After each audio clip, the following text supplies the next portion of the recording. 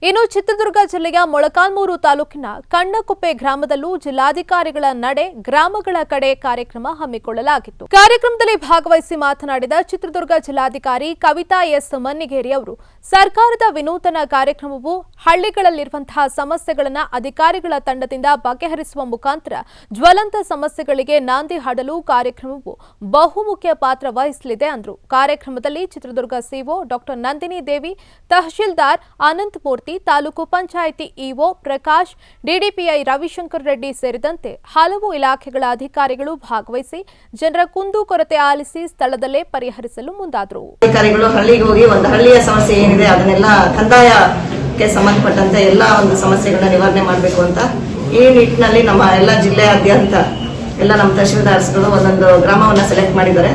ಅದರಲ್ಲಿ ನಾನು ಮೊಳಕಾಲ್ಮೂರು ತಾಲೂಕಿನ ಕಣ್ಣಕುಪ್ಪೆ ಗ್ರಾಮವನ್ನ ಆಯ್ಕೆ ಮಾಡಿ ಈ ದಿನ ಈ ಒಂದು ಗ್ರಾಮಕ್ಕೆ ಬಂದಿದ್ದೀನಿ.